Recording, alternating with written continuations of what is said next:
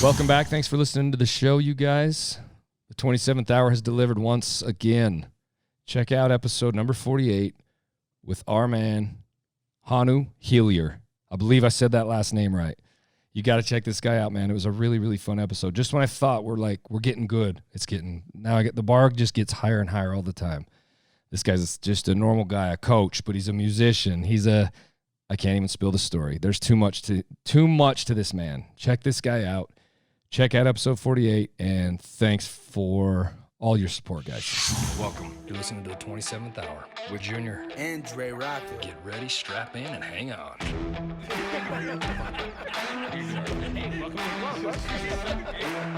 we're on the right track. So you guys find the game.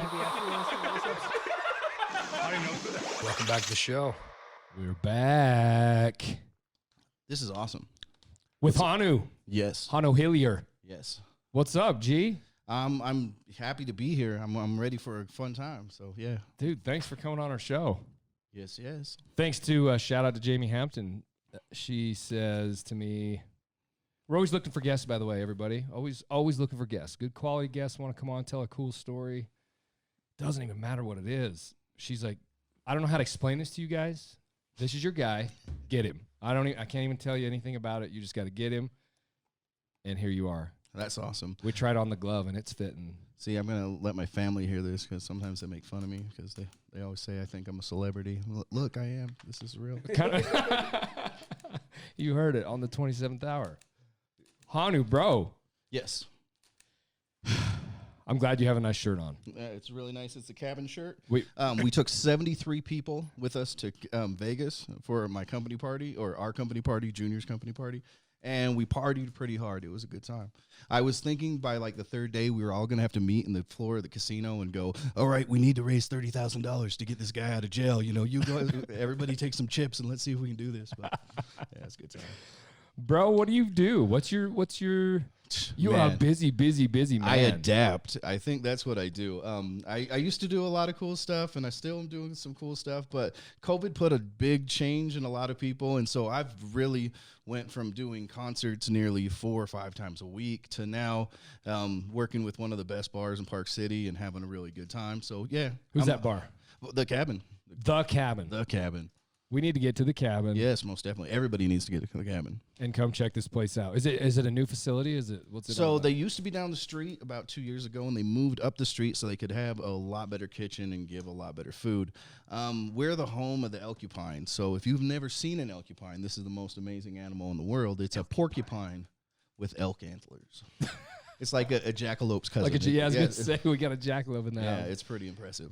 Dude, so how long is that business been going? The Cabin's been a running name for a while. We've moved 2 years ago. I think they've been open for about 7 and 8. Maybe I should know that. I suck. No. It's a good family though. It's a family thing. It's a it's a lot of the guys that have been in the music industry and in the service industry and people that just love Park City, and we get to do fun stuff. It's pretty. Dude, that's cool. Yeah. We'll have to go check that out. Got to work with John Popper the other day from Blues Traveler. If anybody remembers John Popper, and we have, Candlebox come through, Jaegertown. Like we out of the shows that are left going in Park City, we do most of them, and it's a good time. So you get to meet all these crazy people. Yeah, man. And some of them are really amazing, and some of them aren't, man. Like They Might Be Giants were like idols of mine. I thought these guys were really creative and interesting, and I get to meet them in real life, and I watch how they interact with their crew and everything, and I will never listen to another one of their songs the same. I still enjoy Hot Dog from the Mickey Mouse Clubhouse because I got little kids, but, yeah. Bro, some things change when you Isn't that strange, though? Because I don't know if you've ever met Aaron Lewis, but he's one of my few heroes of a musician, right? Yeah. If he ever hears this, shout out to you, man. I still love your music. What a fucking asshole.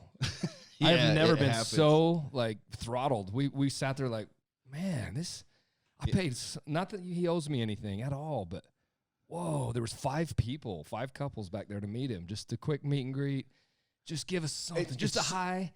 It was so brutal. hard. I watch them on the regular, everyday basis, and sometimes you have to give them a pass because they're human too. True. And I've seen it where one of my really good buddies does a lot of reggae shows, and he's pretty well-known artist. He was homesick, man. And I remember I people feel going from a meet and greet from him and going, gosh, I wish he would have been a little bit more this and that. And I was just like, dude was hurting that day, you know? Sure. And so sometimes you get that, but then there's other times where you get people and you're like, you know, these guys are no good ever. One band that was really cool that I wouldn't expected any, you know, these guys would never been on my radar. I would never listen to them. And now I love the guys to death, is Steel Panther. If you know Steel Panther, they're like an 80s mock rock band, and they are the coolest, most down-home guys to their family, to their friends. Every time I've ever seen them, I'm like, they are good people. And so for me, like, I love pushing shows like that. You know, I love reggae, but I love good people more, you know? Right. And so when you see a great country artist or you see a great those are the people I wish, like St. Paul and the Broken Bones. That band, every time I see him, it's like that guy rips his heart on stage and gives it to you.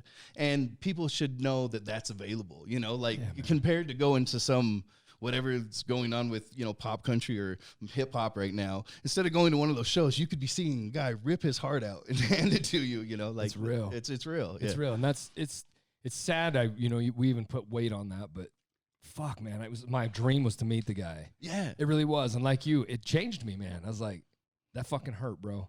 Just a quick, not even acknowledgement, just a tick that we exist back then. I was like, just wow, anything, just anything. Anyway, hell with all that though. You get this. I can only imagine the stress in these humans' brains. That's the one thing I wish we'd get right now is we had a year and a half where these bands didn't have to tour.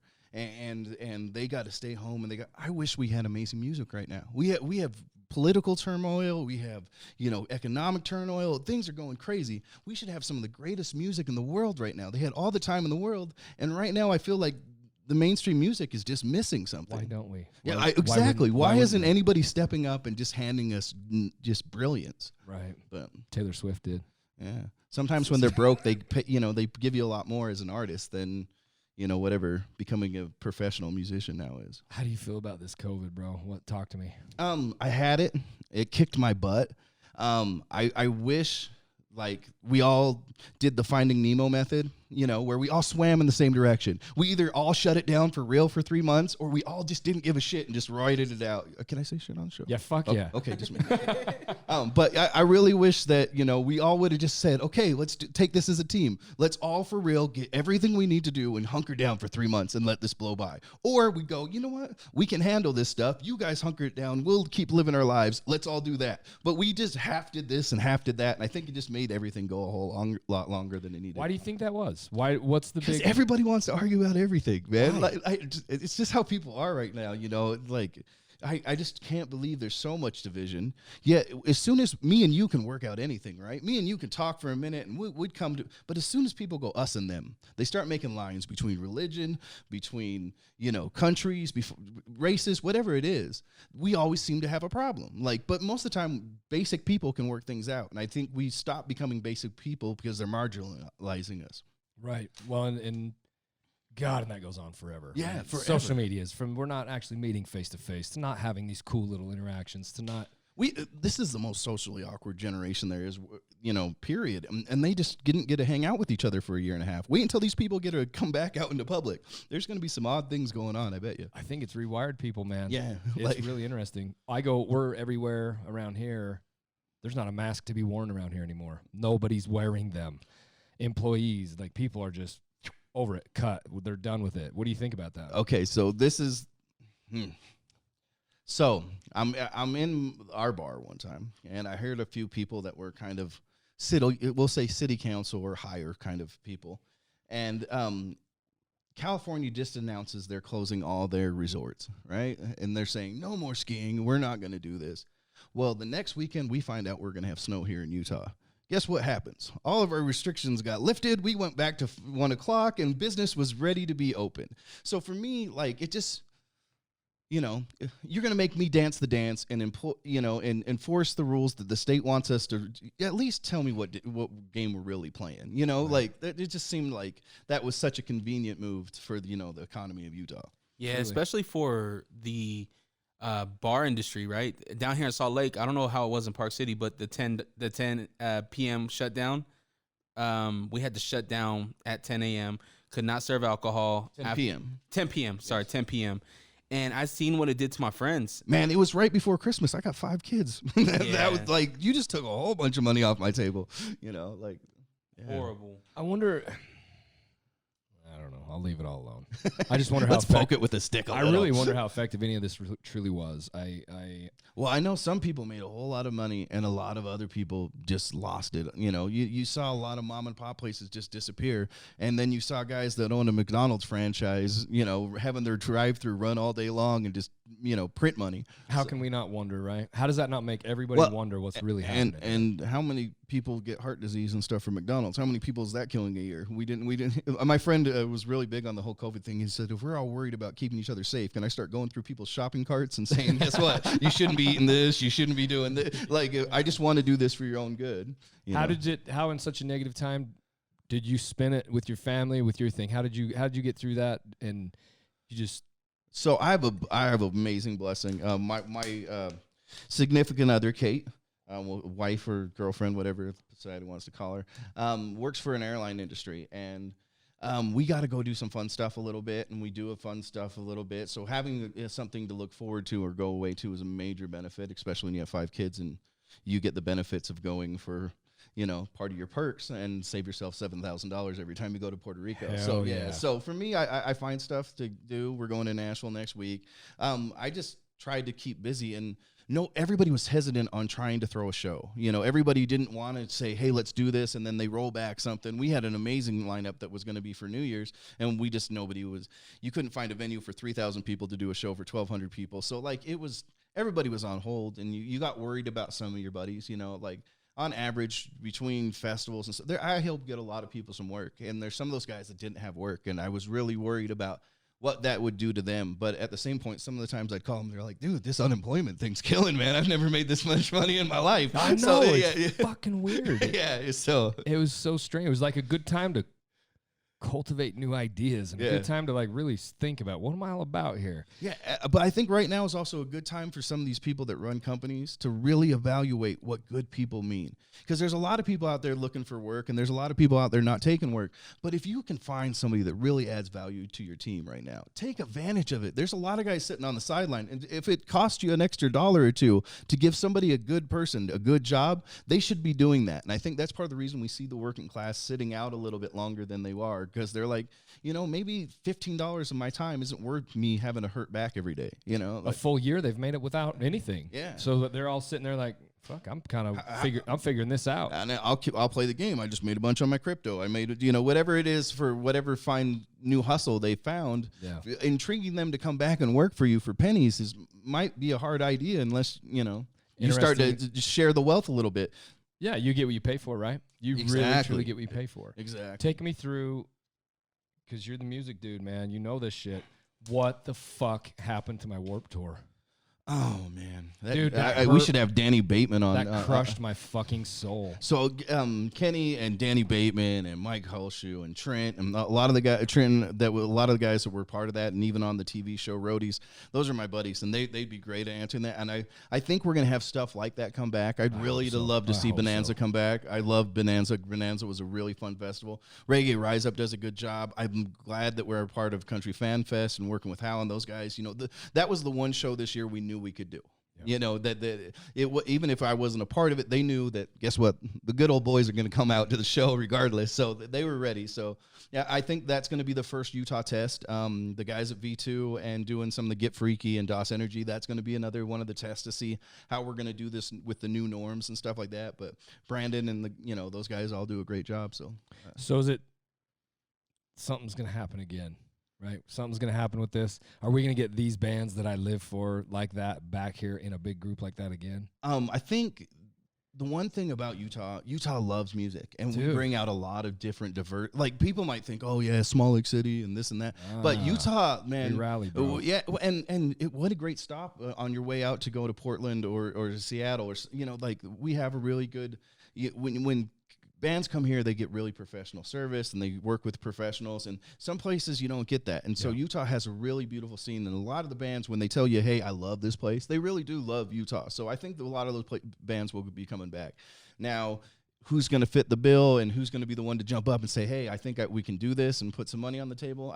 I don't know who's all going to be what, but I definitely think we're going to start rolling back into it pretty soon. Why did it go away? Is it a money thing? Power? What happened with it? Why did that just stop? It seemed like with Warped Tour? It was a staple in so many lives in this area. I think Warped Tour all over the nation. Warped Tour kind of ran its course a little bit, Okay. and a lot of the guys that like Danny Bateman, who was one of the Warped Tour guys, he's one of the guys that started Bonanza. And so if not, he's the father of Bonanza, and without, so some of those teams started to do it for themselves instead of doing it for their, and I think that was a good thing, and then a lot of us took the big hit, when COVID came. So I'm hoping everybody jumps back on their feet and we all get running again. And if anybody's listening to this show and you want to help us, you should let me know. But yeah, totally. Well, that music in particular was a big deal to me, and I know. It's beyond fizzled away. It is more alive than it ever has been, to my knowledge. I know that music genre pretty well, and man, we need it back. We need it back. It's coming. We did Sabroso. Did you see any of that? Sabroso was a fun little festival, and that was kind of a Vans-ish kind of festival, and it was really cool because we got to do like open drinking in Utah till like 7:00. They had these little coins or something, but you could go test all these other beers, which I've never seen Utah do anything like that ever before. And then they had professional wrestling between matches. Wow. I mean, between artists. So the band was up, and we were doing changeover, and all of a sudden, Manny Lemons is coming off the top of the rope and knocking somebody down. So that was pretty cool. Dude, Manny Lemons got a great opportunity right now. Man, I wrestling is my home, and I love it. I used to do a wrestling show in Florida, and I love it, and I love what Manny's doing. I love what DCW's about. I'm an Impact guy at heart, but, I love wrestling, and I think right now it's kind of a nuance of seeing what that's going to change into. I love our local guys, man, like Tombstone. Like, there are so many dope, great. Andrew Sowell can make so many people hate him. It's awesome. And Chad Stone, I see him randomly. Tom Chad ran the Pineapple Clad. Tom Chad, I see him around town, and he's an awesome guy. We have some really fun talent in Utah. It's cool. And the show, they've grown a lot, like from where they started to where they are. Like, there's a lot of cool things going on, and they kind of did it during they did do it during the pandemic. Yeah, Manny went for it. Yeah, and I see a lot of potential in that show. We just need people to get behind them. Yeah, and coming out and like seeing professional wrestling, even if you're not a fan, is such a I'm not a huge baseball fan, but if I go to a baseball game, I have a good time every time. Now, nothing compares to going to the live wrestling, man. Like to watch, I went to a show in Las Vegas, and I was with Kate, and one of the guys got hurt. She's like, what are they going to do for the rest of the week? He's hurt, and I'm like, oh, hook, line, and sinker. She thought he was done for the week. I was like, oh, this is how wrestling goes, honey. Where are these events held? Where are they? So Manny does his at the Gateway, and everybody DCW. He has it on Fight TV and a whole bunch of other networks. Check that out. Impact Wrestling records around out of Nashville, sometimes out of Orlando, sometimes Vegas. Yeah, but the live shows to go here at Gateway, DCW. Cool. Yeah, I've never been there. Yeah, man, it's amazing. Ever so often, we'll get like WWE come through at the Maverick Center. Man, I'm gonna get Manny for you. Yeah. His wife too, man. She's incredible. And I remember I walked into a night where they were all just working, like teaching the rookies the ropes and everything, and I was like, these two are gonna do something. And it was the first time I met Manny. He was doing a gig. His whole stick was he was two Mormon missionaries that they'd come out and they'd shame people and shame. It was awesome, and we had guys like Marty the Moth Martinez come out of Utah, and these guys were doing so good. But Manny was not the big guy he is now. He played football at University of Utah, and he's put on a little bit of weight. But man, he's really taken this to another level. It's awesome. Yeah, he changed his whole moniker. He's no longer Manny Lemons. I know, he's back to Manny Smith. Yep, I love it. Jade has a client that does it. He's the Mormon wrestling guy. Oh yeah, see, that's I awesome. Can't remember his name. He comes here to get tattooed. That's awesome. But isn't that the greatest tag team idea in the world? You're like, way to be, boys. Yeah, dude, this shit's crazy. Yeah. I'm glad we got onto wrestling for a second. Somebody is listening to this podcast going, where did these guys go? I love it. That's what we do. That's what I do. Junior, do you mind if I do this real quick? No, fuck no. Can you give me your top five? Top five. Dead or alive. It doesn't matter what federation, anything. Top five. First of all, Ricky the Dragon Steamboat. I would start out with Ricky. I'm a Sting guy. I'm an AJ Styles guy. Motor City Machine Guns guy. Like that would be my top. You know, those are the ones that there's a bunch of guys I've loved matches for, but Ricky took everything to a new level. He's the reason why we have some of the X Division type guys. I think him and Macho Man kind of transitioned from the old side headlock forever, and so yeah, I would say that. And then Sting was just, when I was a kid, man, every time Sting would show up on TV, man, the goosebumps would come, and it would be a good time. Yeah, and Motor City Machine Guns is the most fluid tag team I've ever seen in my life. You know. Yeah. Man, tag teams, I love the Hardy Boys. Yeah. Like, and the way Matt changes himself all the time. That like there was a point where you thought Matt was going to be Marty Jannetty. Like, you know, Jeff was such a star, and then Matt always found a way to make himself relevant again. Like, he's done a great job with his career. My favorite match ever was definitely TLC. Yeah.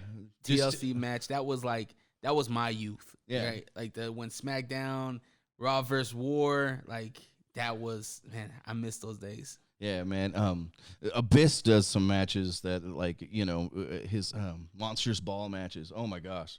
Like, you'd see guys do things that just remind me of the old Terry Funk days where somebody's going through barbed wire and gonna land on a pile of thumbtacks, and yeah, it's good stuff. Hell yeah. I was never that into it as a kid, but I knew exactly what it was. And what a fucking unbelievable way to do stuff like that shit. Well, it's the most Shakespearean thing that we have left. Movie, and Yeah. it's fucking beautiful the way they. And I remember the one I remember. I wasn't even into it at all. Was I remember the Undertaker? Yeah. I remember going, "What in the fuck is this? Like, this dude, he ain't fucking. This is not. That took the fakeness out of it for me. I'm like, that dude's a fucking killer. Yeah, and he was a magical dude from the dead, and he took the God fakeness out of it. damn. Like, it was brutal. Like, they need to bring that back. well, I think the one thing about if it is. WWE's kind of ruining a lot of the stuff. You know, the independent wrestling scenes right now is giving so much more, but I think that a lot of the storytelling is just lost nowadays. But Yeah, it's the most Shakespearean. You have the good versus bad. You have, you know, all this, and my buddies are all UFC guys, and they're always like, "Oh man, we got to get the UFC fight." Do you know how many times I've watched them pay $80 and watch 3 matches that were just ridiculously, they were quick, they were dumb. Like, at least wrestling's supposed to be entertaining. If you're watching a pay-per-view, it should be top to bottom Shit's a good going all the way time. through, baby. Yeah. Like, Well, you see what just happened with Mysterio and his son. They tag team champions right now. That's a cool story. You know what I mean? I think that's a safe hit. Like, you know, for me, yeah, but to have your son, it's awesome. Yeah, and Rey Mysterio has been amazing. But you know, the Pentagon Junior Pentagon Vampiro angle that they did in Lucha Underground. Now that's beautiful for me. That's really trying to put it out there a little bit and doing something not everybody's seen before. But if you haven't seen that, go watch Lucha Underground. And I need to watch it. Yeah, I'm not gonna spoil it. Have you watched Are you into Young Rock at all? Oh yeah, so I've watched a few episodes of it. I love it because watching the people play the other people is fun too. You know, like, it's a good show. I love his relationship with Andre the Giant. I didn't know that it was that close. I didn't realize his family history with wrestling and his mom and, you know, the Maivias. Top to bottom. Crazy. Yeah, and they have some Utah ties too, so that's kind of cool. Really? Yeah, and so in Utah we had a whole bunch of the Wild Samoans and a lot of those guys, just because of the Polynesian culture. They had, you know, some people lived here, some people came through here. It would be somebody's cousin, but professional wrestling in Utah, especially because of the Polynesian culture, has been hand in hand for a while. But which you have some Polynesian background, right? So I was adopted. It's a long, confusing story, but I was raised by an English-Irish family that was amazing. I have the Samoan side of my family that was amazing. I get my name from that side of the family. Honu meant turtle, and my grandma said I was a very old soul, and I had a shell on, and that was me being kind of white. Me personally, I haven't been white enough for every white person I've met, and I haven't been brown enough for every brown person I've met either. So I've always been kind of that half-caste that, you know, really fit in quick in some places and stood out like a sore thumb others, you know. Adopted, bro. Yeah. I met my birth mom when I was like 26, 27, and I called her at the exact minute I was born. It was so I didn't know on a complete accident. I find out some of her information. I'm a little kid and I've been looking for it forever. I find some of her information. I call my best friend. I was like, "Hey, dude, I think I found my mom." He's like, "Hey, all right, well, are you going to call her? I'm like, it's kind of late. He goes, well, in California, it's only like 12 o'clock. And I was like, all right, if she's my mom, she shouldn't care. And if she's not my mom, I'm not going to care. So let's call. So I call her up, and her husband answers the phone. And I said, is Miss Follis there? And he goes, it's Follis. Yeah, when I asked who's calling, I said, that's a little complicated. Can I just talk to her? And he goes, no, you called my wife after midnight. You can tell me who this is. And I was like, I think she might be my mom. He goes, hold on one moment. Right. Like, I've been waiting for this phone call for a long time. And my mom looks over at the clock, and she notices the time and its exact minute. And we talked for a little while, and I had worked for this place and I had a whole bunch of time off. And she's like, when can you come see me? And I was like, my boss is begging me to take some time off. I write him. He goes, go, dude, go. So within 24 hours, I'm on a plane to California to meet my birth mom and a bunch of my cousins, my grandparents. It was surreal. Was it fun? Was it cool? You know how like every adopted kid goes, oh man, my mom's gonna be something. My mom is something special, you know. And so I got really lucky, and it was hard for some of my family members because, like, from my first side of my family, sometimes they felt they shared me too much with the Polynesian side of my family. And now here's a third family, you know? And so it was one of those things that was like, you know, I never wanted to do a discredit to my mother because how great she was by knowing my birth mother, you know? And so that was always trying to balance that whole thing between the whole families was. Did she give you up at birth? So she had me her birthday is January 30th, and I was born February 25th, right when she turned 16. She was young. Mother. Yeah. So here's the story on this one. Sometimes you go to Vegas and they say what happens in Vegas stays in Vegas. Well, sometimes what happens in Vegas comes home and grows dreadlocks. You know, so I'm just saying, you know, be careful out there, and you know. And she's a good friend of yours. And she's awesome. I'm gonna go see her next week. And that's the one thing I always look at as a blessing is like, you know, I just look at all my families as part of my village, you know, and I'm blessed to have a huge village, you know, of people that I can care about and people that care about me. Now, sometimes people don't always transition through that as much in easily being adopted or, you know, have with your own family, even if you're not adopted, sometimes finding the balance of that. But I've been blessed with good friends and good family. Was she ever going to reach out to you? So so not to talk bad on LGS Social Services. You don't even have to speak of it, bro. Okay, no, I'm gonna. So every year when I was 18, I called up and I would say, hey, I want to know where my mom is. Here's my information. If she ever calls about me, please put this information there. And they'd say, kind of indirectly, well, yeah, we'll do it, but they wouldn't do it. So there's a thing holding that. She'd do the same thing. And so for years we tried to do this. And there was a chance I might have a medical condition called the long QT heart syndrome. And so she finally got a way to write me a letter through the church because she was like, he might die if he doesn't get tested. So that was the first time I ever saw that she was reaching back at me, you know? And so then I was like, I'm going to find this. And so I was on the internet one night and started doing all these weird random searches, and she thought for a while I might have been a kid from Idaho that died in a scouting accident. So yeah. Dude, I had no idea that there was a entity or a thing that would keep a separation there between. Do you know what's awesome? Do you know what's really awesome about Carolyn, my birth mother, is she's actually the opposite to the entity now.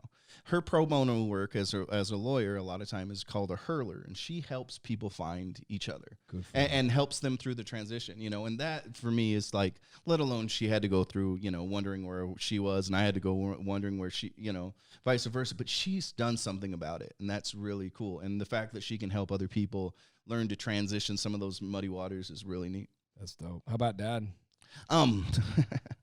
We don't call him that. Copy that. I believe he was part of some company in Utah doing some construction or something like that, and things went bad. He ended up going to England and running some type of vegan food company. He had me follow his blog once, but I'd never had a conversation with the man. And one time he called me and hung up, and I called back and heard his voice on a voicemail. That's the only time I heard his voice. Later, my friends all kind of get mad about this. And one year on Father's Day, I write him and I said, hey, man, I just want to let you know I'm glad I'm here. You know, like, don't ever feel like you've done a disservice or you have this kid out there that's, you know, heartbroken because you left him up. I was glad. And I think he took it as sarcasm and he blocked me. And so, so I was like, all right, I guess that's whatever. Well, I coach football, and all the teams' moms hear about this happening, and they start a campaign and all start writing him, saying, "Hey, your son has helped my son. Your son does this, all these things about how decent of a person I am," and that was so cool. None of it did any good. But my one friend, his wife, friended him on Facebook and sat there silently forever. So 2 years after all this happens, he posts something about my little brother, and she writes out and finds out, "Hey, I found your brother, and this is the only blood sibling I have." He gives me the information. He's like, "Dude, I'd totally love to meet you, but I live in this place called Taylorsville, Utah." And I was like, "Hey, man, I'm right down the street. Let's go get some fun and have a conversation." So, long story short, too late. I end up marrying him. Him and his wife. I'm an ordained minister, and I've lived with my little brother. He used to the birth father person used to call him all the time, and never once did he ask to have a conversation with the man in the other room. How old were you when you? 27 is where I started to find him. Your brother and you. I was about 32. He was probably 18, 19. You guys are fucking inseparable now. He's moving to New Mexico. He works on telephone poles and all that stuff. We're doing the cell phones. He's a lineman? Yeah, he's a badass. Is he a journeyman Is he a lineman? I believe so. Uh-oh. We better dig into this. That's what I used to do. Chris Brady. I got nothing. Okay, that's all right. That's probably good. But hey, I don't want to get him in any trouble. But that's cool, he's man. an awesome kid, and the fact that I have one more person in my village is amazing. So same mom, same dad. So it's not same mom, same dad. Same dad. He's my half brother. Got it. So yeah, okay. Mom never had another kid. I'm the youngest of the youngest of the youngest of the youngest, like 6 generations deep. So yeah. Well, they did well. Yeah. These people did well with you, bro. The village, man. How dare anybody not be proud of what you are? And super want to be. Well, there's sometimes I'm not always the greatest. You're fucking stud, man. Thanks, There's a lot of good in that heart. You can feel it. It comes out of you. To say, Thank hey, you very much. Have the balls to say, "Hey, man, I just want to say thanks." Any human that wouldn't jump on that, like, thanks for just being here, man. I was just like, I just wanted to, because I just worried if I was him that I felt a little bit burdened on myself, like going, what about the, and it sounded like he didn't always have the easiest life. And so I just wanted to say, hey, man, I'm one thing you know what to worry about. And if there's anything I can do to help you, I'm right here, bro. Damn. Well, good for you, man. Yeah. You go around and now you have 5 kids. Yeah. Awesome. You're going to just keep this tribe going. Yeah, man, I try to. Man, my 2 little ones are humongous little Viking babies. Just so you know, everybody out there, I'm going to start a new petition to make Viewmont High School change their name from the Vikings because I feel like it's culturally offensive to my people. No, just kidding. We haven't raped or pillaged anybody in a long time. That's right. Why we have to be on somebody's helmet is appalling. How old are your kids, bro? So I got a 14-year-old. I got twins at 12, just turned 12. Damn. Yeah, and then I've got a 3-year-old and then a baby that turns 1 on the 29th. All with this mama at home? Yeah, mama at home. Kate, right? Kate? Yeah, Kate's amazing. God, I bet. Yeah. That sounds like a lot of work. Yeah, it is. And she's good. Yeah, she's like, man, she jokes with me all the time about another one. I'm like, hey, all right. I guess we just group them up together and get one more peanut butter and jelly sandwich, I guess. I don't know. How many of them got dreads? None yet, but I think 2 of them are definite possibilities. But the thing is, my 2 little ones, they have such curly hair. So, like, they're like the cutest little curly-haired babies. So, like, do you stop with the curly hair and put dreads in and go, well, so I don't know. But mine won't let me. I tried. So she's like, no dreads. But what do your dreads mean to you? So I always thought they were kind of a sign of servitude. Like my life wasn't about me. You could be clean cut and go in any bar or gym or whatever, and no one knows what you stand for or no whatever. Now, granted, sometimes I get pulled over by the police for being 5 miles over the speed limit, but every once in a while I'm at Little Caesars and somebody gives me free crazy bread, so it kind of balances it out. But the dreads were like, I don't think I'll ever cut them. They're there for a reason. They kind of keep me within myself. Granted, sometimes when people look at you, they either like instantly overly friendly or they're instantly standoffish. But what is it then? What is that? What is the dread? What is the idea of it? What does it mean? Is there a thing behind it? So Rastafarians believe it's a sign of servitude. Like it's from making your life about bettering everybody else's more than yourself. And so that's kind of how I look at it. Some people just dread it because it looks cool, but for me, like it's really keep me conscious. I think when I was a younger guy, I wasn't always the best guy. And I really wanted to strive to be the best guy, and I think this was just something to help me, maintain focus. My grandma achieved it, bro. my grandma always said life was about focus. You can make big things small or small things big. You just have to change your focus. So if you want a better life, ask yourself a better question. If you say, why does this week suck? You're going to find out. Your mind's going to tell you the answer to that. And if you said, hey, how can I make things better? Your mind's going to find the answer to that too. And so I think there's a lot of times people get on autopilot. And if we just take a few moments to step back and focus, control where we're really trying to push ourselves, like we get a lot farther. That fucking shit needs to be on a fucking card. Like, that was beautiful. Yeah, that'd be like a 3-page pamphlet. That shit comes out of you, bro. It comes out of you like, that's real. That's who you are, man. Yeah, I think that's fucking cool, man. Thank you. I had no idea that was part of. I just know I can't grow those things, and I want them. Well, because they look cool as fuck. Man, back when I was a single guy, they did most of the work. I'm telling you, bro. That shit's some upkeep, no? Yeah, so I sit in a chair for probably an hour and a half every 45 days. I got to God damn. They haven't gotten longer. I'm sitting at 15 years on them. So like now they're where they break off because where I sit in the car, or Kate gets up out of bed, or one of the kids thinks they're Tarzan. I lose 4 inches, but yeah. What? Where are you at? So you're in your little spot right here. What's your next thing? Are you just a day by day guy? You got a little. So I have a bunch of. What do you want to be when you get big? Happy. I think that there's two type of people. You either want to be right or you want to be happy. I want to be happy, but the thing is, what makes me happy is helping other people. There's a spot in land in Ely that I'd love to have. Maybe grow a few crops out there. There's a venue out there that I think would be fun to, bring the George Clintons and kind of that kind of things in. I'd like to just be able to do a few things I love and get my family and people running and working and make some money, and then kind of just get out and keep doing, finding other people and finding other experiences and help people grow. But, I'm a humble kid from Rose Park, so if anybody would like to fund that project, I'll give you my GoFundMe. I like that. I need to get the same little idea happening right there. Yeah. It sounds like the Cabin is a family. You got it on your shirt right now. Yeah. Cabin family. Junior, that's his name, right? Yeah, Junior. Does he embrace these kind of ideas? Like, hey, maybe I can help you out with that project. Junior's always been a really supporting guy in the music industry here and in my life in general.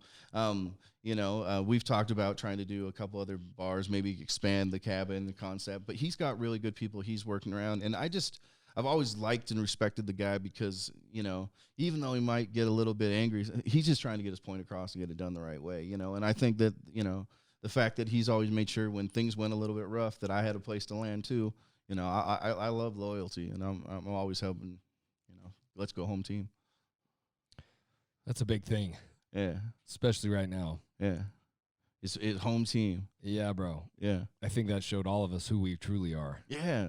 And it was, but not always. Because there were some times with all of this that I'm a home team to my dad. I love my dad. And I couldn't see him at all because, I was around people. He was a medical, you want to be home team. Yeah. So sometimes you really wanted to show your people some love and you just didn't have the opportunity. You weren't supposed to cross your house or go see him. Stuff. I think I think right now is a chance for us to really, go back and, touch base with some of those old friends and, do something to get us all back together, find a barbecue or the old homies. I think right now is the time where a lot of people need to say, hey, man, let's do this. I love you. I'm glad you're a part of my team.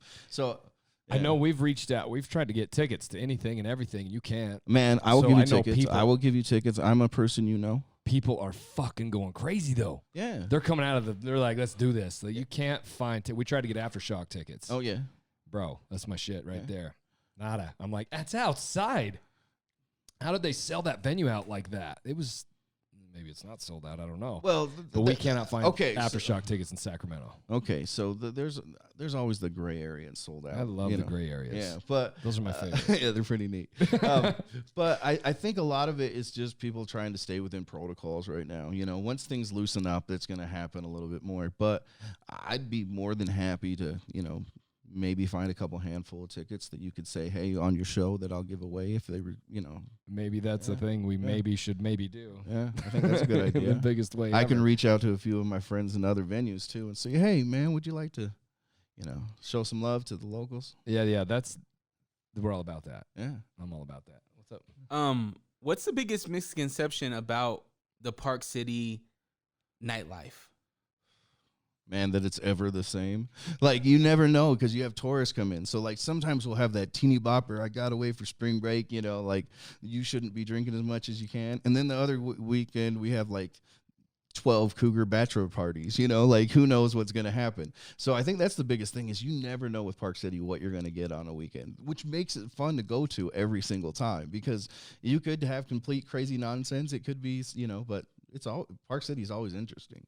From my people that I know and dealing with some of this, it's thought of to be too expensive, too ritzy, hard to get to, a little too not rednecky middle class guy be able to get in kind of thing. Is that a thing? I think that's a Sundance stigma. Like there's sometimes where definitely that's the case, and there's sometimes where the resorts are packed, and like you have a whole bunch of big money in the town. Yeah, that's going to take effect. Sure. But there's other times where right now until summer is an awesome time to come to Park City because you're not having to deal with the big lines. You're not having to deal with all the Tesla's here and that guy here, and everybody's bankroll's bigger than you. You can come find a burger, for $6, and you can do a couple of things. Well, that's the stigma right there. Yeah, Be broken. Yeah. I actually worked at Park City Ski Patrol for 9 years. I might be giving away a secret right here. Don't get me in trouble. But if you park on top of China Bridge, they don't ever check it, so you don't have to pay for parking.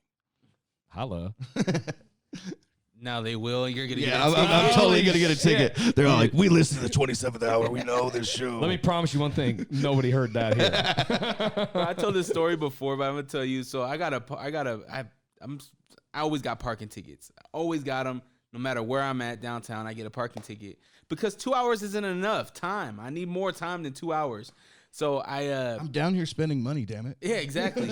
I ended up getting a boot on my car. And I was DJing at the Sandbar at the time, and I come out, and the boot's there. Literally have my turntables in my hand. It's right there on Pierpont, right? So everybody and their mom's on Pierpont. You got Hotel coming out, Elevate coming out, Lumpy's coming out, and the DJ has a boot on his car. Yeah, most fucking embarrassing time of my life. How the fuck can we get around all that? Because it's ridiculous. Elect New City Council people. It's not New York City. No, yeah, This is ridiculous. There's a lot of times where people, want to play I run the town, but come on, man. To get a taxi, Horrible. I guess get a fucking taxi, and that's the way around it. DJ shouldn't have to get a taxi. No, not him. No. This fucking guy, he should be able to fly in on a helicopter. Yeah, there should be a special cool. lighted area for you to park in. Yeah, nah, definitely Strobes not. on it. Especially not in 2009. Yeah. As soon as you pull up, the music stops. Yeah, that would be nice. Hello, Andre. Welcome. So where DJ's in the building. Obviously, I'm gonna say obviously because I'm gonna throw my hook real quick. Let's see.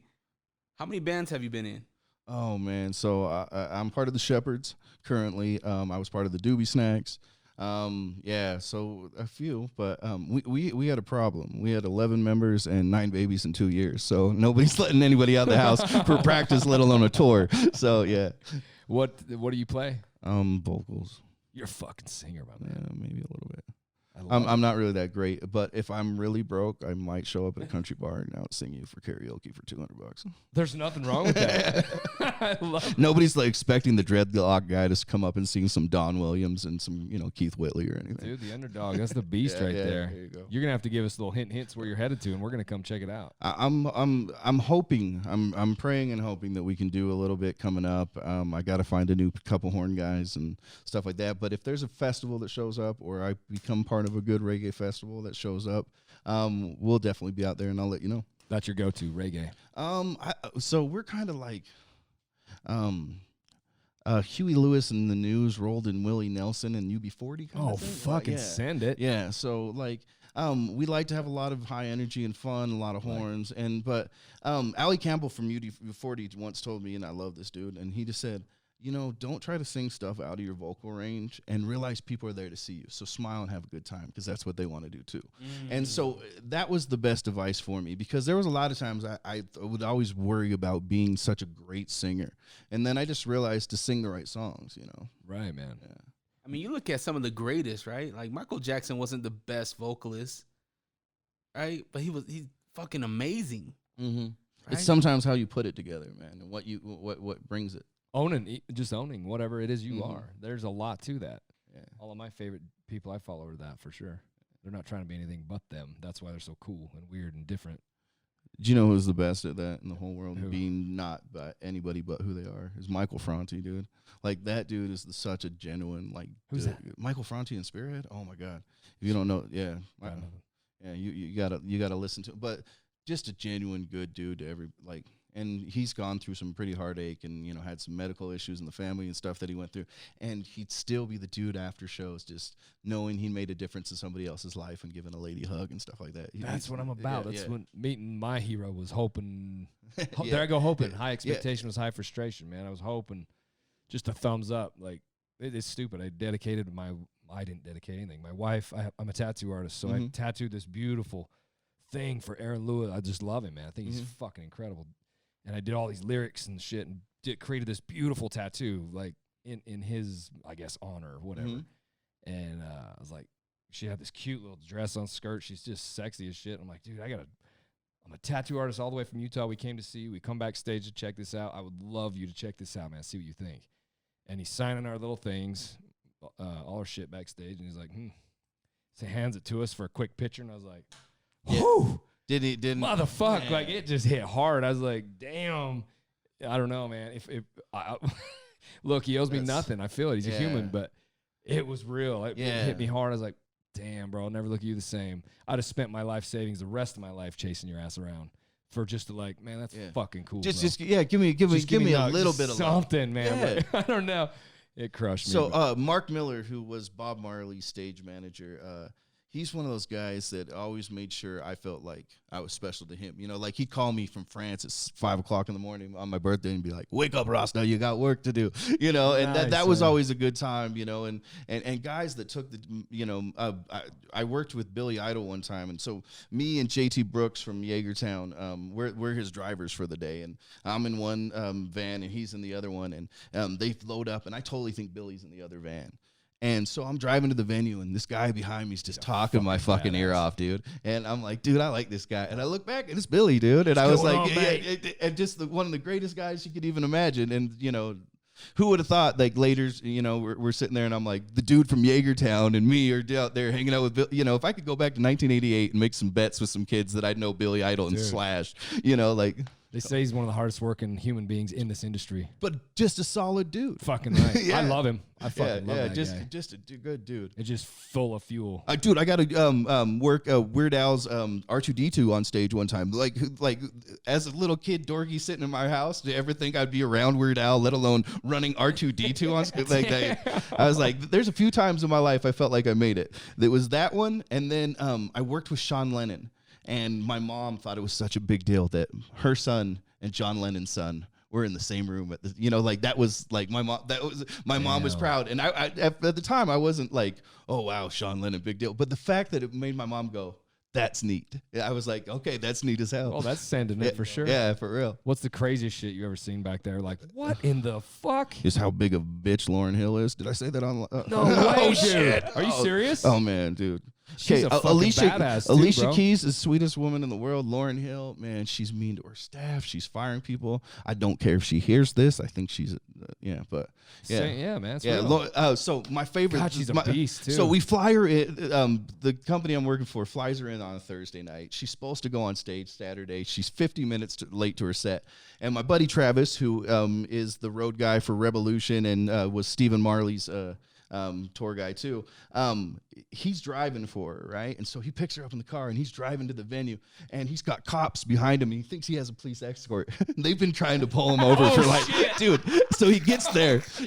All these black people come out the car and they're just like they were ready for it, dude. And he just thought he was just like, oh, we're gonna get to the show quick. Fuck. Oh yeah, that was a good time. Oh fuck. Yeah, that's good stuff. What happened? That bro, you can't leave it like that. No. We had to. She went to the stage and we had to be like, oh, this is like. And everybody had to talk all this stuff out. And they're all, you guys are not bigger than town. You guys need to follow the rules. Fuck, that'd be a little fucking scary. Yeah, bro. dude, it was special. I feel like anytime I was in Park City, I felt like they treated it like Vegas, like there was no rules. This was in Heber, so we were right at the base of Jordan L. But sometimes Lauren Hill be playing in Heber? Bonanza, we did it right at the base of Bonanza was such a great time. It was about 3,000 to 6,000 people, matter on which day you were there. There was camping, and there was all this, and it was such a beautiful space. If they had more room for RVs, we'd probably still be doing stuff there now. Besides, the city of Heber doesn't really want to give us a license because they thought we were an issue. Yeah. But man, it was such a beautiful venue. God, and it's gorgeous right there. Yeah. I might have saw two famous people break up. Yeah, I kind of heard it. Can you say that one? It was Halsey and Jeezy. Halsey and Jeezy. It was at front of house. He was gonna be a guest appearance that night, and then seen that shit, dude, if I could have pulled my phone out, TMC would have been very happy. Damn. And then we had to keep her on stage, and happy. She's fucking broken. Well, that's what I'm saying. It's like so part of our production staff, and I won't name any names, but they were giving them a hard time about getting their crews back to where they needed to and all this stuff. And I was like, can we stop giving her, she might just go home. But you can't go up to everybody and go, shit's just gone down. She's in an emotional state right now. Right. But I'm just sitting there trying to clean up the mess. And that was in Utah. Oh yeah. That was right here in Utah. That was right here. Fuck you, Jeezy. Oh, they both made two great songs about it, I think. So. They both did. I love Jeezy. It's fine. Yeah. So. I heard that, bro. Jamie said that. I was cracking up. And you give her a big old hug. You're like, fool, come here. We're good. Yeah. Well, I didn't know what to do besides my job, so that's what I just kept doing. God, that'd be scary, man. Well, you're expected to pull the rabbit out of the hat all the time back there, right? We're sitting there just going like, there's a chance. Do you know how big this is going to get? If everybody's pulling out their phone and both of them aren't, we're all expecting a big, huge night, and yeah. And then it was like, oh crap, we're going to have to keep this thing stuck together by duct tape, but the show must go on. The show must go on, and it did. Yeah, and she did an amazing job. She's fucking cool. For what I know, cool. I don't know. Yeah, we've had Method Man, Red Man, some really fun acts up at Bonanza and Reggae Rise Up. So it's been a good time. What's the next big show coming up? What can we look forward to? Country Fan Fest, man. That's going to be the next big one. Where's it at? That one's out in Tooele.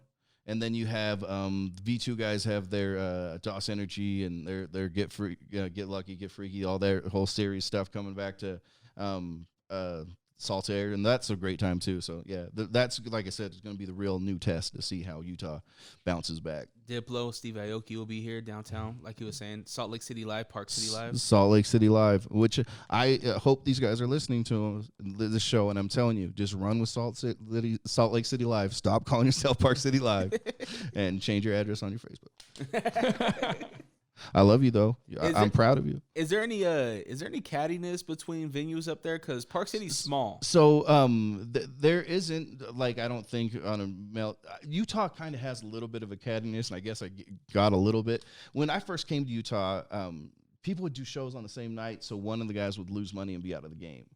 In Florida, we didn't do that. We took turns and rotations that, hey, you did a show, I'm going to do a show in 3 weeks. I'm going to flyer your show, and you can flyer my show, and we're going to try to push everybody in the scene. Utah was a little bit more cutthroat back in the day. They've kind of calmed that down a little bit, and things are going, but there's some times where you're just like, the only reason I say that about Park City Live, and I think that those guys are doing a great job, is I work right in front of the building. And do you know how many times people are coming like, hey, they're coming back? And I'm like, no, I haven't seen anybody put any equipment in there. And, so. Yeah, I think we all want everybody to come back and do a great job and have a good time. But, there's sometimes where, people do it a little different. Or you see that, some people don't always pay their people the right way or treat people the right way. And those guys, I don't care if they fall on their face. And I'm not saying Park City Live is any of those things, but there are some people that I've seen come and go in this town that I'm really glad they came and went.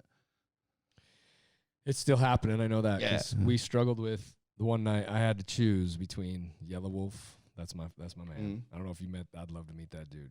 I think it was Yellow Wolf and somebody else. I can't remember even who it was. And I was crushed. Was it the show at the complex? Yeah. Yeah, I was there. It's like, how fucking dare a human do this to me? It was Yellow Wolf, and we had to choose. I can't remember. Yeah. And I was like, no, don't. This is not right. See, that's what I loved at the time. Is at the time I was doing the complex and the depot. So guess what? I was at both those shows. Whenever the other, I was at both shows that night. And yeah, dude. I like that venue, man. Yeah. I like that venue. The complex is a really interesting story because it started out as a mattress factory. And they turned it into what they did. The guys there, I know that sometimes they had a little bit of controversy about it, but those guys, they made jobs for people, Dude, and they they did put a it great. on. They put it on, and That they were fucking doing great place shows. crushes it. And they were booking stuff that we had never seen before. If you were a metalhead, sometimes the complex would have just what you were looking for, Right and no here. one else was trying to book that. That's it. You know, and or the ones that did book it before did it wrong, and they weren't going to come back. But fuck, Rockwell's fine. What the fuck is going on next door, bro? We got to do something with this building. Well, it's like a goddamn tube. What's it called? I can't remember that side. So you have the Grand and the Grand. Rock, the Grand, and the Grand has that It's the so bar up on the top, and tiny. it has. Do you know? There's a little part of the bar now, part of Wolf's, and on the Vertigo side of the building that I love that room, and it gets used so little, and they got the bar on the floor. It only has like a capacity of 500 people, but it's awesome. It's Inside the complex? Yeah, so complex actually has 3 different venue I've only types. been to the two, bro. Yeah, and I love the one, and I used to do some shows in there, and maybe if Paul will talk to me again, maybe we'll do some more shows in there. But yeah, I really love that side of the venue. I love the guys at the complex. I spent a lot of times there. If anybody remembers, I'm the guy that used to say free stuff in front of everything. I've been there a million times. I love that place because that still puts on my people. Yeah, That puts on my hate breeds. That puts on my metal, my stuff that nobody is gonna do. yeah. Well, we used to have United, and we had Corey Draper, and we had Dimitri, and these people were such big pillars in the Salt Lake scene, and now Live Nation's United, and Corey Draper and Dimitri are gone, and it's now replaced by these guys, and I It's gonna be okay. it's gonna be fine, We still man. And get I think we're plugging forward and we're moving better. Still get that good metal. That just If my buddy Ray at the complex has anything to do with it, they'll make sure all the metal comes through, and it'll be good metal. Utah has the greatest metal scene. Yeah, Our people love it. well, Utah has a lot of fun subcultures. I'm not a big Juggalo guys, but I love the guys that like those guys don't get on the radio. They don't. Right. They don't do anything. But every one of their fans has 12 T-shirts, Our 2 culture, jerseys, you and bet some your ass. And so Bet your I ass. love what those guys do. And so there's that subculture of the Juggalos. There's the subculture of how the country boys are out here. Maggots. They're everywhere. Yeah, you have your guys that are just all Jeep guys, or the Axe Club. There's Yep. so many different cool things in Utah that they don't get credit for. It's real, and we rally, man. Everybody's just die hard for whatever that is. Yeah. I think it's cool, man. I hope it comes back. I really do, Yeah. or stays going, or whatever it's gonna do. We're gonna snowball here. It's gonna come back. I'm excited. Yeah. You can't find a ticket to anything. I know that because everybody's selling out. Whether it's People are just ready to get out, man. yeah, man. We're like little caged up animals. Is there a show that you haven't put on that you really want to put on? Yes, 100%. You want to share it? No, I'm not sure.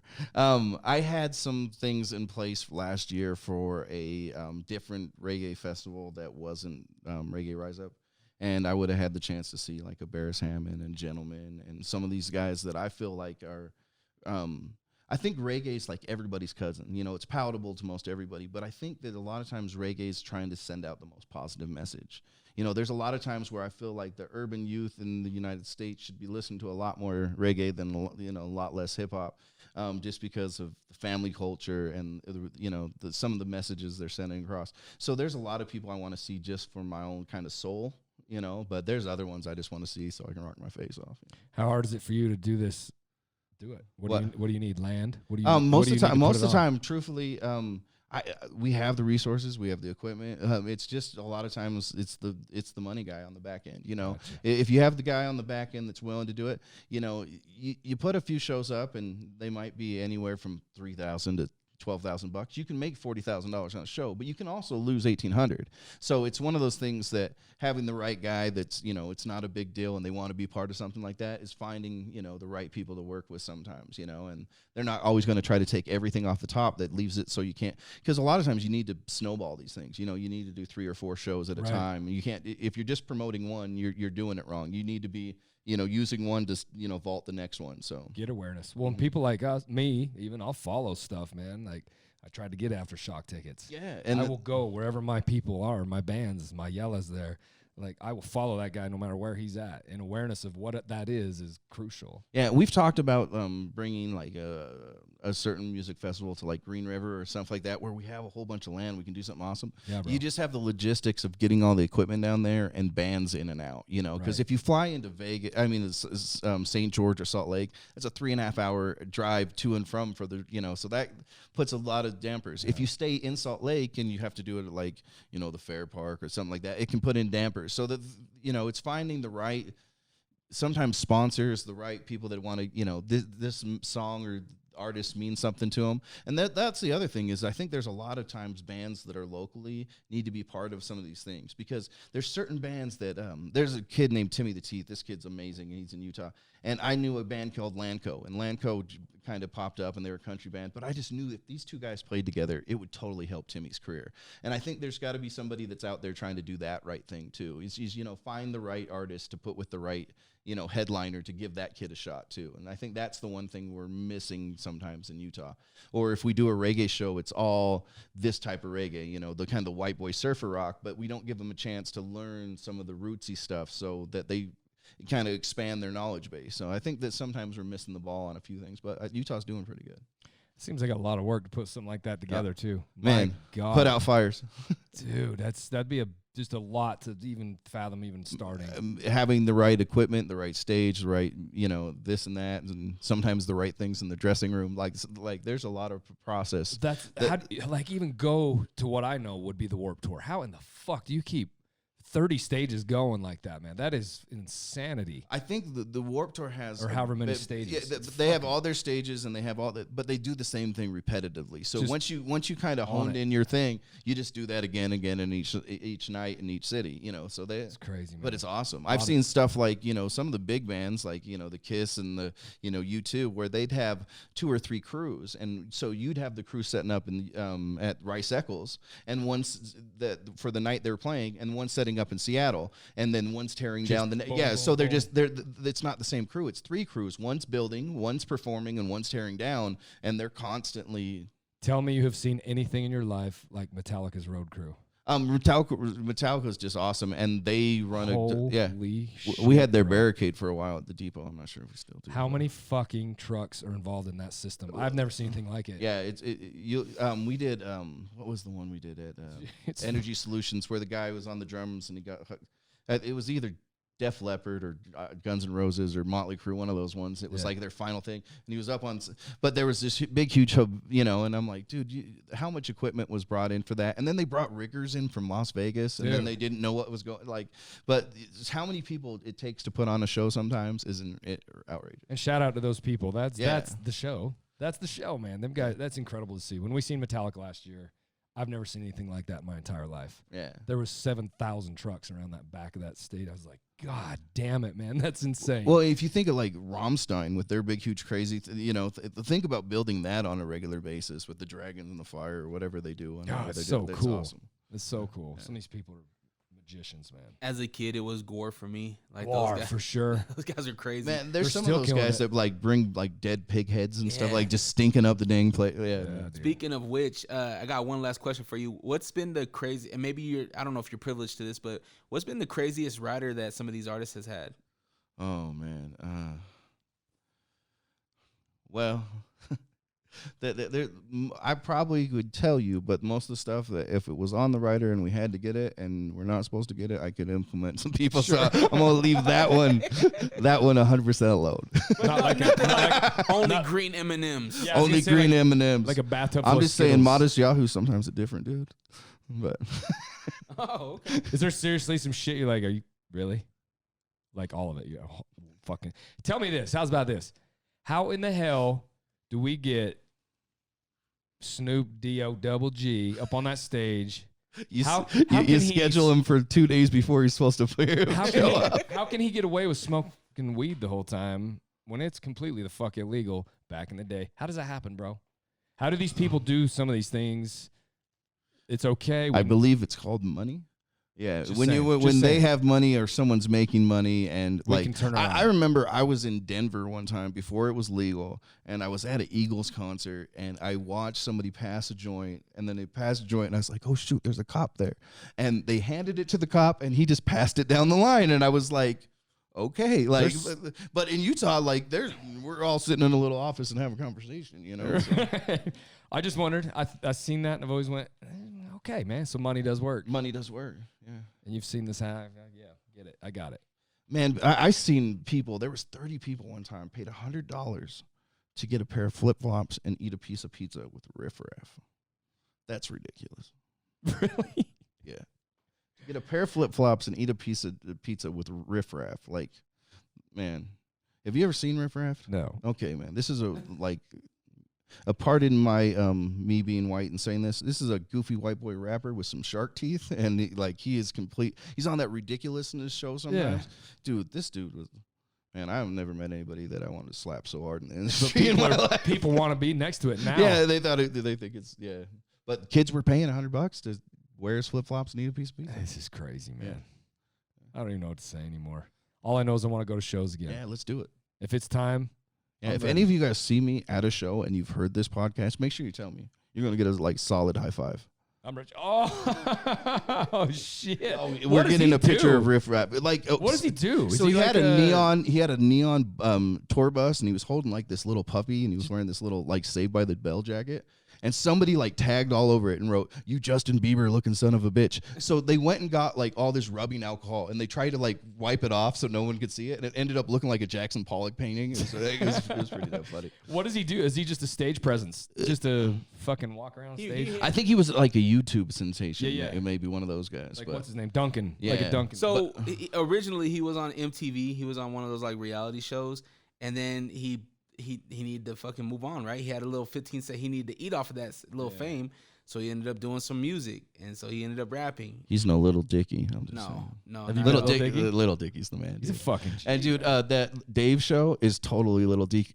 So when I first met Little Dicky, I thought he was the tour manager, and he was in the back, and we might have been smoking marijuana, and allegedly, and it was but I'm sitting there, and I was like, oh, all right, dude, and I didn't realize that he was the guy, and man, he's pretty fun. Dude, that's hilarious because in season 1, that same story was one of the episodes. Yeah, it might have been me. It might have been you. There's a Doug Benson special out there. Do you guys know who Doug Benson is? Super high me. He's a comedian. One time we were at the Depot, and 311's like, Honu, take this guy down to our dressing room and let him roll a couple. 311's just talking to you. Yeah. Well, they were there for 2 days, and they were just like, hey, man. So I'm like, all right, Doug, let's go. So we're down in the tunnels of the place, and the security comes up to me, and they're like, he doesn't have his pass. And I was like, it's Doug Benson. Whatever. They're all, he can't come. And I was like, I've worked here for 10 years, man. If you ever see me risk my job, you're kind of new here. I know he's supposed to be here. Everything's all fine. The United Concerts was trying to book him for a comedy show and everything. And so they won't let him in there. And Doug talks about it 3 weeks later about being in Utah and getting kicked out of a green room. And I was like, that's my story. I was part of that. That was mine. I'm pretty sure you were there on that. Yeah. That's a made you there guy. Yeah. I'm made now. I'd love to hear all your stories. Yeah. I think they'd go for days. That's what Jamie killed it. She's like, you got to fucking hear this guy. Well, it's pull the cord and let it go. Yeah. So that's what we did here. Yeah. I hope everybody's enjoying it. Oh, I guarantee you they are. This sounds like maybe part 1 through. We need 10 more parts. Man, I'll do the guest stop in every once in a while. Yeah, you holler anytime, and we'll see about doing some podding in other spots. Maybe you never know. Yeah, where it's legal.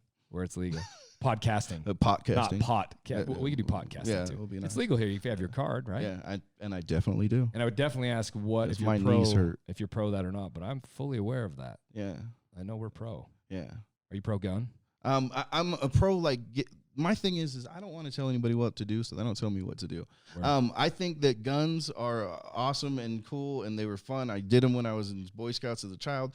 But my thing is guns should be like cars. If you want to drive a diesel, you want to drive the big car, you should have to get a special license. So guess what? Maybe we should have a couple levels to move up on some of the guns like you would on a video game. You need to pass certain things before you get that gun. And then we can find out if Earl's crazy. And then we go, Earl, guess what? You're going to have to stay on level 1. With the BB gun. Yeah. We're going to stop here. You're going to have to stay. So if we did that and we kind of just talk to people every once in a while and said, you know what? Dude's a little unstable. Maybe we need to give him a hug and not a gun. I'm all for it, man. I'm all about it. And I'm pro anybody doing anything they need to do. Yeah. But when you have a good solution, I think any change is good. So yeah. I'm all about a change. I had a pro let anybody do what they want to do thing the other day that got me in a little trouble. So has anybody heard of the Bayou in Salt Lake? Yeah. So they made this thing about you can't eat in here unless you have your vaccination. And I was like, dude, if that's what he wants to do for his business, that's on him. He can do anything he wants except for make good Cajun food. And so I lived in Louisiana for a little bit, and I love me some gumbo and jambalaya. Bayou, you're not up to par, my friend. And yeah, how about them shots? Yeah. Oh, $7 a piece. Oh, sorry, I'm not supposed to talk bad about other places. You're not. So, yeah, you're sorry. Not, man. the truth is, I'm all sitting here going, Junior or one of those guys are going to hear this interview, and they're gonna be like, "Dang, you did a good job." And they'll be like, "No, you shouldn't have talked bad about these guys. You told this story. You Just shouldn't." send me a list. Just send me a list of edits, and we'll get them chopped. Yeah, It's yeah. not a problem. Okay, we might have Including to. that one. We'll do some backwards.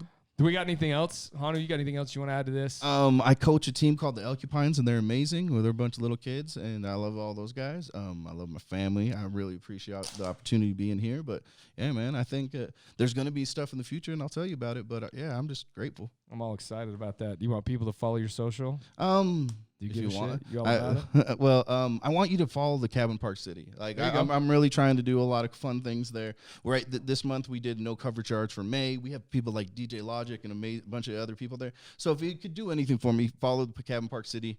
If you see me on social media or see me in person, you want to see other things, I'll tell you what's going on. But yeah, Follow Isn't the Juggy up there often? yeah, Juggy's up there. I think on the 28th next month. Oh. Yeah, How possible would it be to do this next one up there? I think maybe very possible. I think it'd be cool to do it in your home base. Yeah, You've been to our home. Let's go to your yeah. home. Let's Say less. Yeah. Don't drop the ball on this, Honu. This is up to Junior. Junior, if you're listening, I need you to okay. Well, that is Junior. Junior's so definitely listening. See, we're gonna do the Junior and Junior. And see, and my buddy Junior. Fuck, how fucking cool is that? He's a better interview than me, man. This dude used to be in movies. He's in a band. He's like, man, Junior's pretty, man. Just having the name Junior puts you in a different category. See, we Honu. can listen to Junior tell stories, and I can just like ad lib in, and this, man, people are gonna love that one. Then they'll get confused who's who because I'll say something like Junior. We'll what call Junior? him Junior Richard. Yeah, he has IMBD. He's real. I'm fucking excited. Say when. Yeah, I'll work on it. I'm all about it, man. Yeah, cool. For sure. Anything we can do. Dude, what else we got? Do we get it? I think we. Yeah, I think that's good. Go check out the cabin, man. A lot of good people. Both Logic and Juggy are my folks. So go support the homies and go get something good. You guys got burgers up there? Oh, man, we have everything. We have amazing $6 stir ones. fries. We got some curry. We got wings. We got burgers. We got it all. In Park on China. And go see DCW. See my buddy Manny Smith. Yes, definitely. We're coming up there. Yeah, Manny told me. You guys know Tua that does the movies and stuff. Yeah, Tua's my boy. I love Tua. Well, they're gonna do a wrestling movie, and I told them since I linked those two guys together, I better get a cameo in this. So now it's on a podcast, so it's official. I think so. I think this makes it official. coolest I podcast better get my cameo. Tua, I want a cameo too. Let me play Big Buddha because he's the chairman. Let me play Big Buddha in the movie. See, we'll get something. Shit's happening. Yep. What's the cabin's website? Cabinparkcity.com. Go check it out and tap in with the fellas over there and the ladies over there. Park City's beautiful right now. It's the perfect time to make that drive. Yeah, and all our events are listed on Eventbrite too. And we're coming up with a new VIP program where we're going to let people get some free stuff and all that. So I'd love to be able to, anybody that says they heard this, I'll hook you up with a card and we'll get you taken care of. So sometimes you'll come in and you won't even have to pay for a ticket or a cover charge. Well, it sounds like the perfect time to get up there right now before shit gets popping. Yep, so most definitely. Let's make it happen. See if we can get some more attention up there. I'm heading up there, so hell with it. And you might see a couple bachelorette parties. So, good times. Well, hey, I say less. We'll be there. Honu, thank you so much. Yep, for coming thank on you our guys. show. Appreciate you, man. Most definitely. Guys, be good to each other. Love you.